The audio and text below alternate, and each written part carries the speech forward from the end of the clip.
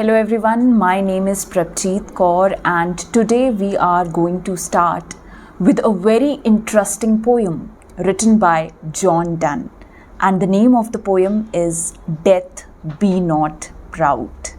So whenever children you are writing a critical appreciation or whenever you are writing an answer, the first thing that you have to write is about the author, the writer or the poet. So right now we are going to discuss about Donne. Who is Donne? The very first paragraph should be about the poet. So who is Donne? Donne is a very famous English poet, scholar, a soldier who was born into a Roman Catholic family. And children, next thing that I'd like to tell you all about Donne is that he is a very important representative of the metaphysical poets. Now, one such characteristic feature of metaphysical poetry is that they use extended metaphors, which means that drawing comparison between two very dissimilar things in poetry. Now, his poetical works, Donne's poetical works, they depict a kind of metaphorical and sensual style, and in his poems he usually talks about subjects like love, death and religion. Now children, coming back to the main point, that is the poem which we will be talking about, Death Be Not Proud. For that, let me tell you one thing, that this particular poem, Death Be Not Proud, is included in a very famous collection which is known as Holy Sonnets. This Holy Sonnets is also called as Divine Sonnets or Divine Meditations. This particular work was published in the year 1633. Holy Sonnets were published in the year 1633, and this particular collection includes 19 poems, and this Death Be Not Proud is the 10th poem. Alright, in this particular collection of sonnets. So this particular poem, Death Be Not Proud, is a sonnet. First thing that you have to keep in your mind when you are writing your answers is that Death Be Not Proud by Donne is a sonnet. A sonnet is a 14-line poem. Now children, let's begin with the poem. The first two lines of the poem goes like, Death, be not proud, though some have called thee mighty and dreadful, for thou art not so. Now, in the very initial lines, these very initial lines, Donne, the speaker of the poem, starts with a very assertive tone. He begins the poem in a very dramatic manner, in an assertive tone, directly addressing death. Directly addressing death, he personifies it, calling it as a very boastful and an arrogant person. Now, what is the meaning of personification? He personifies death. So what is the personification here? What is the meaning of personification in this particular line? Now, what is personification? Personification is like giving human attributes to non-living things, to abstract things. Like here, he is addressing death as a person, as an arrogant being, as a human being. Death, be not proud. He is directly addressing death as a human being, as an arrogant and boastful being.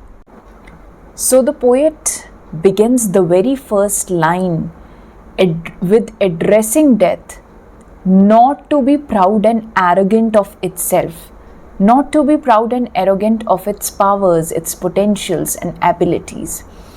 Because we as human beings, how we perceive death?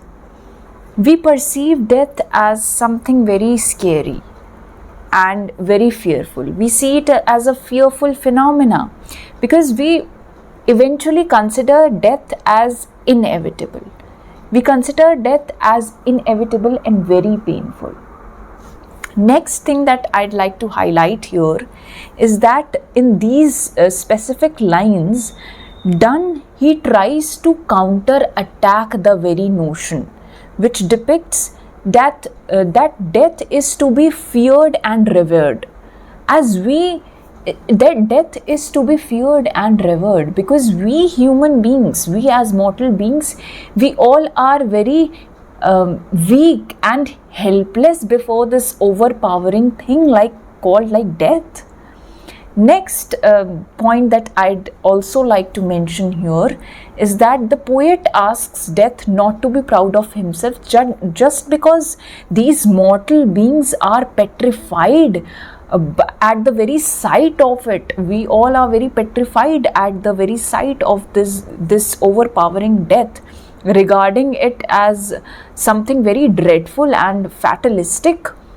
Now furthermore, I'd also like to highlight that the poet in fact mentions that the very truth about death is not this. Death in fact is not very powerful. It is not at all powerful. It is not dreadful. Why he mentions this? Why does the poet mentions that death in reality is not so powerful? It is not at all powerful at all. This is mere illusion. Death is not powerful. Why? Because according to the poet, death itself is very helpless and weak. Why do you think that death is very helpless and weak? We will find this in the next line.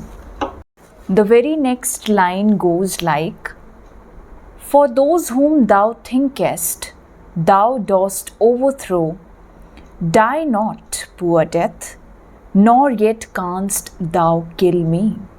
Now, what is the meaning of these lines? In these lines, the poet further explains why he considers death as helpless and not so powerful being. Why? The reason that he gives us is that those whom death thinks, that death overthrows and kills, are not at all killed in reality. Those whom death thinks he kills and overthrows are not at all killed in reality. Why they are not at all killed in reality? In fact, the poet pities death. He calls death as poor death. That is why I'm using this word. He pities death. He calls it poor death, saying that it is not that it does not kill anyone, nor it can kill the speaker in the poem, that is the poet itself. It does not have the potential and ability to kill anyone in reality. Why he is saying this? Because death does not have the ability to kill the human soul. Because children, human soul is itself eternal. It is immortal. It is everlasting. It does not die. The human body perishes, but the soul remains. It is immortal, everlasting. The poet is addressing death that you are not so powerful. Death, you are not so powerful. Why? Because of course it can successfully kill the body. The body will perish, but this death will fail to dispatch the soul which is residing in that body. It can successfully kill the body, it can perish the body, but it does not have the ability to kill the soul that is residing in the body. It does not have the power to dispatch the soul residing in the body. Although the human body perishes, the soul is immortal. This goes now, children, this goes back to the Christian belief, which highlights the very event of resurrection of Jesus Christ after his crucifixion, which actually sets the very foundation for the belief of life after death. So this is an important point which you can highlight in your answers. You can further elaborate your answer in this way. All right, you all can write this. So this is a very religious message that the poet wants to convey through these lines. So even if you take my physical body, you can never truly kill me, because my soul, it is eternal. It will not die. Now coming to line number 5, which goes like, "From rest and sleep which but thy pictures be. Much pleasure, then from thee much more must flow. Now children, please note that it is a metaphor here that is used in these lines, where the poet is comparing two very dissimilar things like death with rest and sleep. So you can note it down, you can jot it down in your notebooks. So here Donne draws a comparison between death and the very images that are associated with it. And these images are rest and sleep. Now, why do you think that he kind of compares sleep with death? Now let's think of it, children.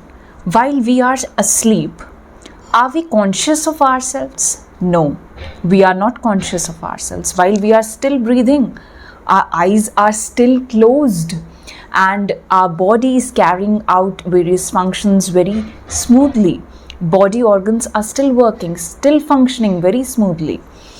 But on the other hand, when we die, we know that we won't be able to breathe. We do not breathe while we are dead, because death, it takes it all. It takes away everything. It takes away everything. All right. So just as a night of peaceful sleep brings pleasure to us, so does death. As a night of peaceful sleep brings pleasure to us, death in the same way brings pleasure to us. Alright, so this is why sleep is taken here as a short form of death.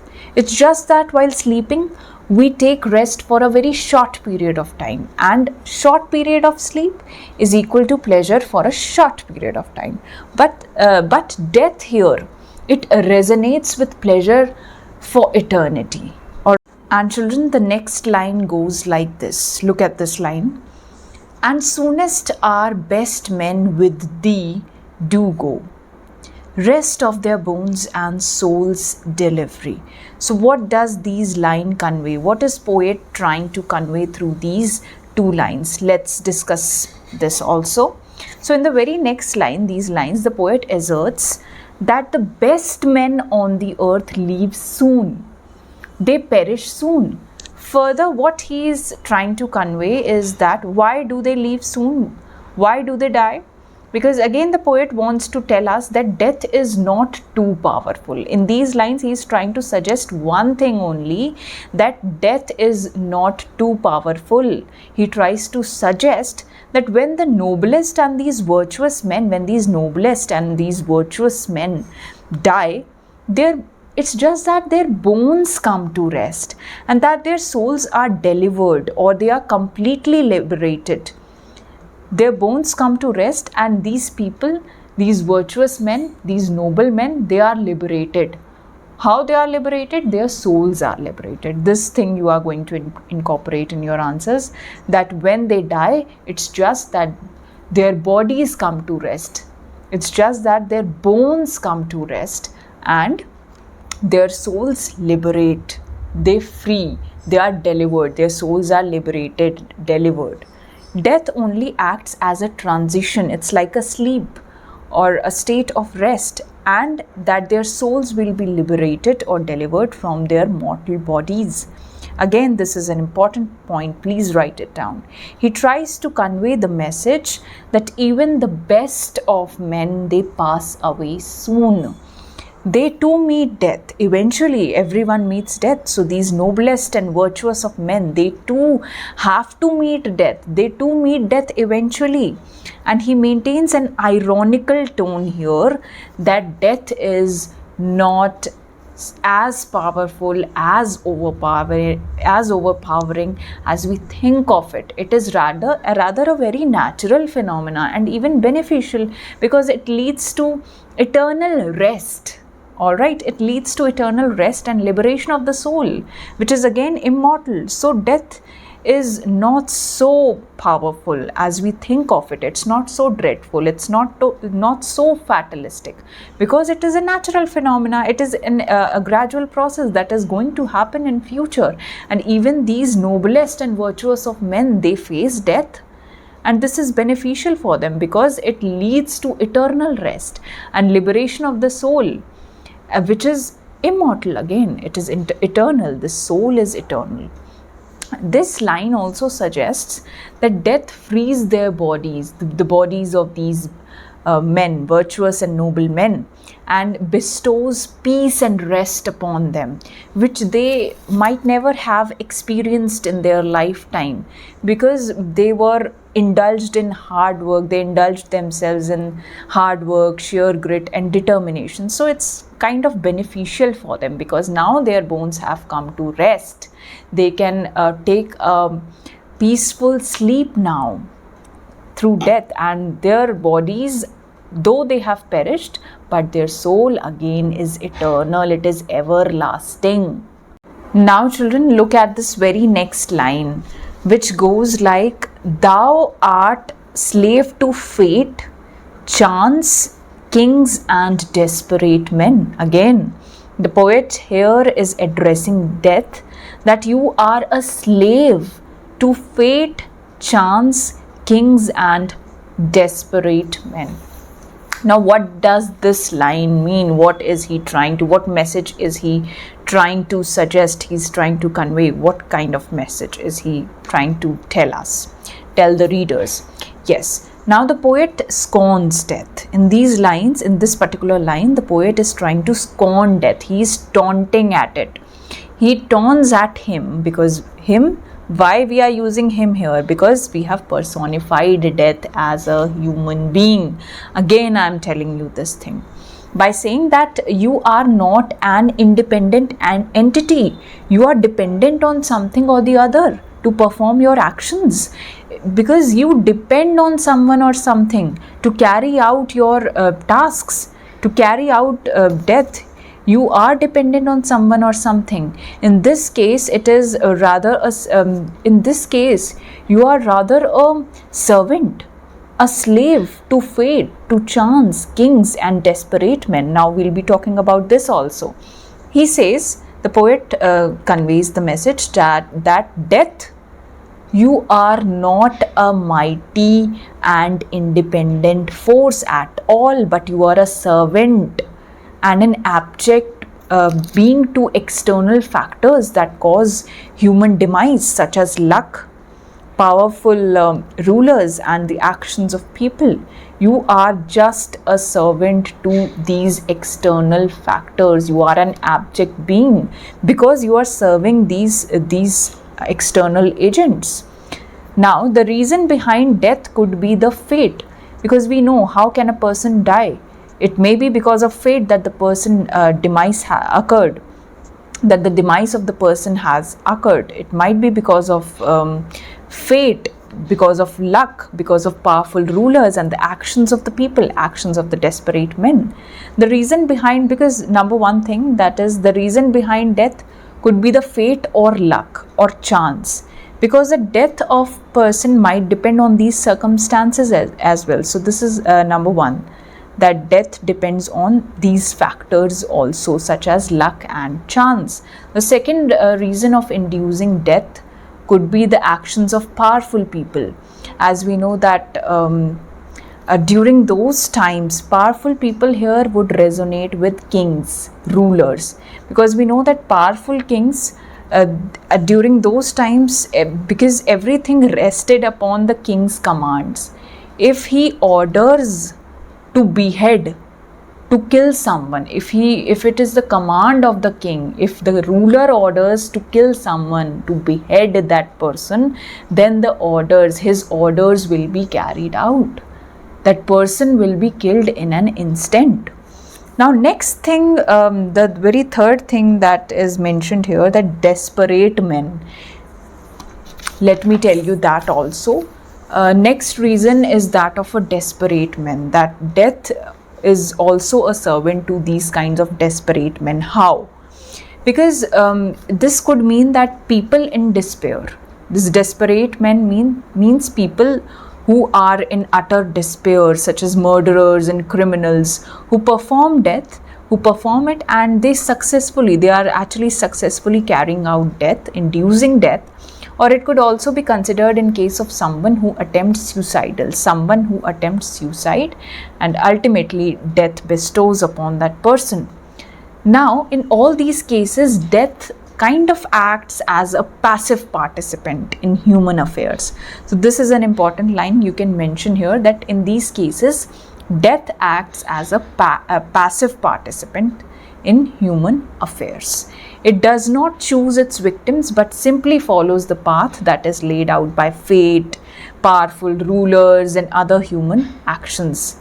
All right. Fate brings, we know that fate, luck, chance, all these things, they can bring instant death. And kings and criminals, they can put an end to a man's life instantly in a blow. All right. So in other words, death has to strike using someone else's power. It has to use someone else's power. It acts as a servant to these 3 or 4 things, all right, to perform its function.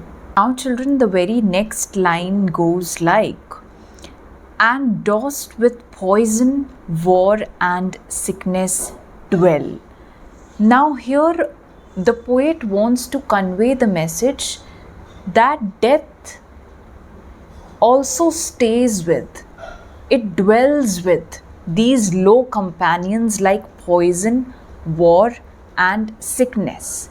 Death is a fellow companion to poison, war and sickness, because we know that these 3 things, poison, war and sickness, these 3 things are destructive in nature.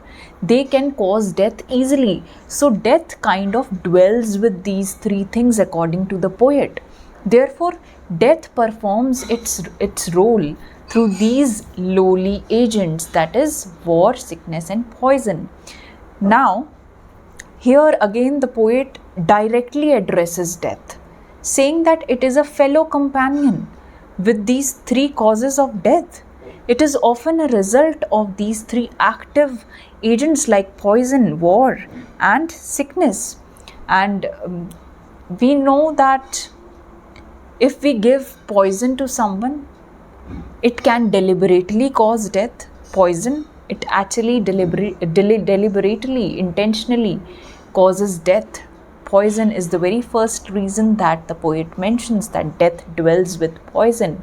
Poison can deliberately kill a person. It successfully and deliberately kills a person and takes away his life. Second reason is war, because we know that war also successfully takes away thousands of lives on a large scale. We know that in war, there is a loss of thousands of lives on a very large scale.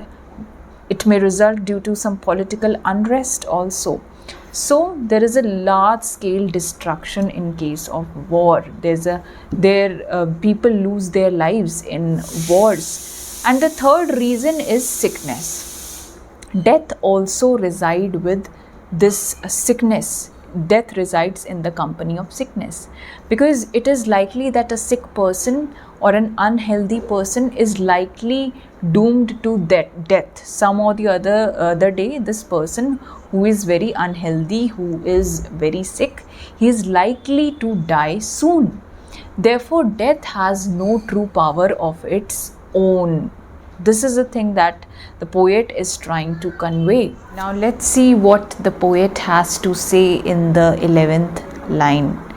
The 11th line goes like, and poppy or charms can make us sleep as well. And the 12th line is, and better than thy stroke, why swellest thou then? Now here, the meaning of poppy would be opium. What is an opium? It is actually a drug that is made from poppies and which would induce sleep, and which is actually followed by immense pleasure. It can also induce sleep, and this sleep is actually followed by immense happiness and pleasure. This is the meaning of poppy. You can write it down. So the poet says, and poppy or charms can make us sleep as well. Here charms would mean magical spells or incantations. Again, the poet tries to assert, he's asserting that it is not only death that brings sleep, there are other sleep inducing agents as well, like intoxicants, as I have already mentioned, poppy or opium, and other magical spells and incantations that can also be helpful in providing better sleep, followed by immense pleasure and happiness. Here the poet again directly questions death after mentioning these assertions, that then why death, why do you still puff up with pride, why do you still puff up and swell up your bosom with pride and inflate with ego? Why death? Why are you doing this? Why are you puffing up and swelling up with pride and ego like an arrogant and boastful being, when you cannot even do your job as efficiently as other sleep inducing agents can, like poppy and magical spells? They are also working very efficiently. And here the poet kind of says that death's power is limited to the mortal world only. It won't be able to perform its function in the eternal world. You are only restricted to the mortal world, death. And why are you swelling up? Why are you puffing up with pride if you cannot even function efficiently as other sleep agents can do, like opium, like poppy, and magical spells, which can also induce sleep and followed by happiness and immense pleasure? And here speaker is actually telling us that death has no unique power. It is also dependent on certain things, certain other things, certain entities, certain lowly agents. That death has no unique power and can easily be substituted by other things that provide the same or even better experience than death. Now you all might be wondering, what is the meaning of thy stroke? Which stroke is the poet talking about in this line? Now this stroke here in this line, and better than thy stroke, here would mean the fatal impact of death on the human being, the fatal blow of death. Thy stroke means your stroke, your fatal blow, your dreadful blow on the human beings. Thy stroke. This is the meaning of thy stroke. Now children, let's quickly look at the last couplet, which goes like, one short sleep past, we wake eternally, and death shall be no more. Death, thou shalt die. This is a very interesting couplet, and this can be asked in your examination as well. So here in this particular couplet, the poet again, he's addressing death, directly questioning it. Again, death according to the poet is only one short sleep past. It's only a kind of sleep with a shorter time lapse, because those who experience death, they wake up eternally ever after. Their bodies may perish, but their souls remain intact, as it is beyond the power and reach of death to kill the soul, because the soul is forever immortalized. Then in that eternal realm, the world beyond, there will be no death. In that world, death itself dies.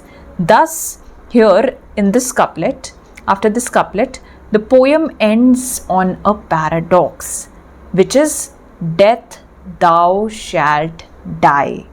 Now I'll be explaining you about what is a paradox. So my question is, what is a paradox? Initially, a paradoxical statement may appear to be very absurd or contradictory. It is a contradictory kind of statement or a proposition which, when investigated or examined very carefully and closely, may prove to be true.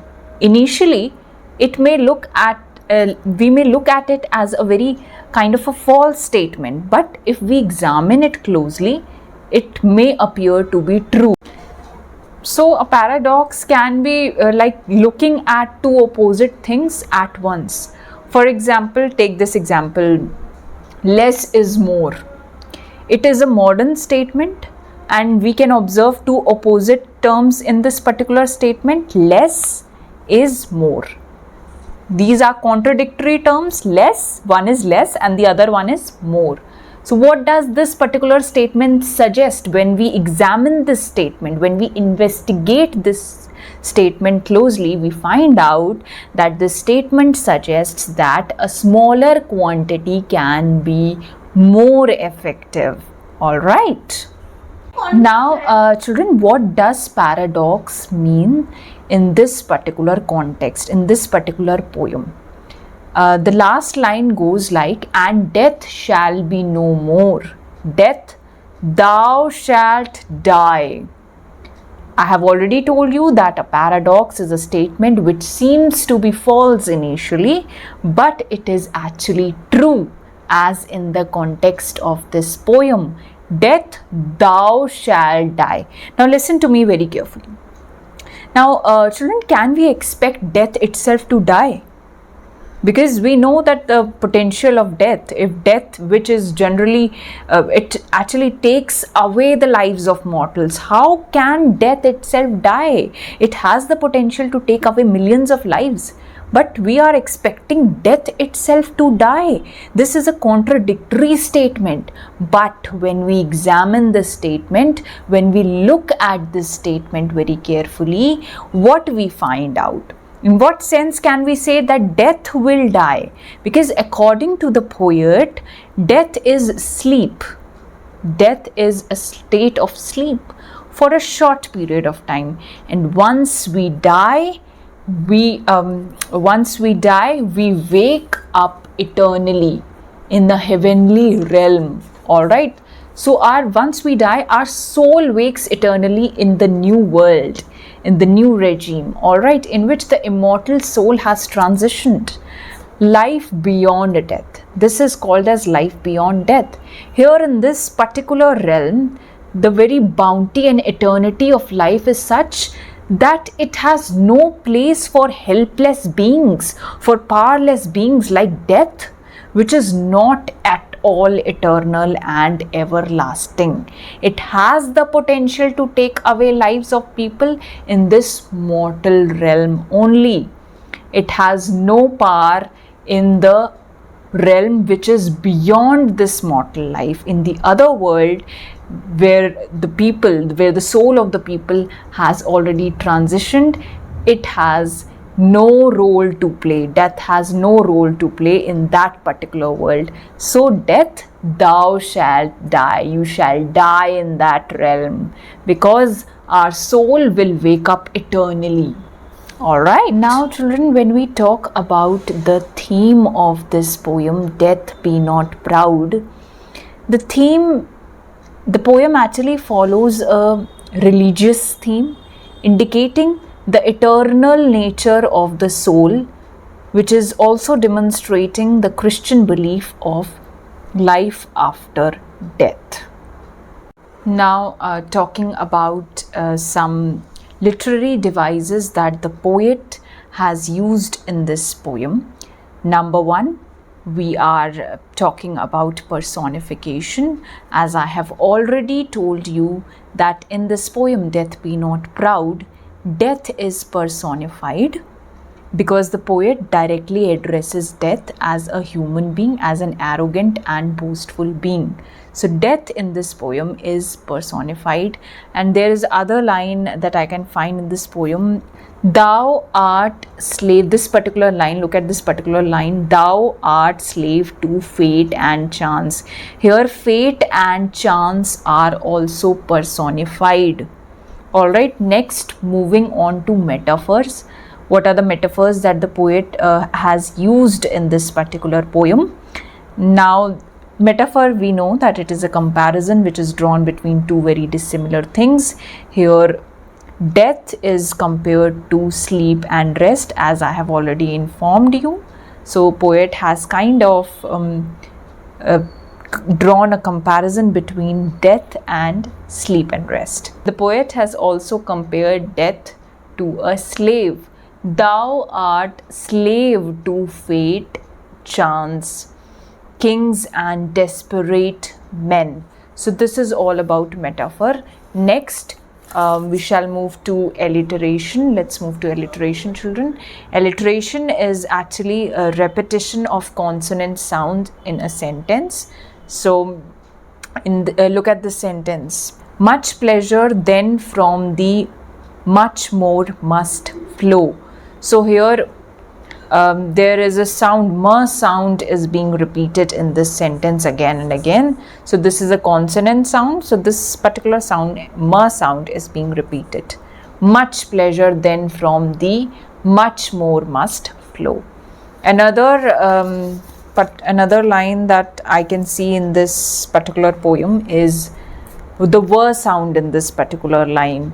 One short sleep past, we wake eternally. One ver sound is being repeated. One short sleep past, we wake eternally. Alright, next moving on to the paradox. I have already explained to you what a paradox is. And I have already talked about the theme of the poem. We have already talked about what is the theme of the poem. It revolves around a religious theme. Thank you so much, children. With this, now we come to an end.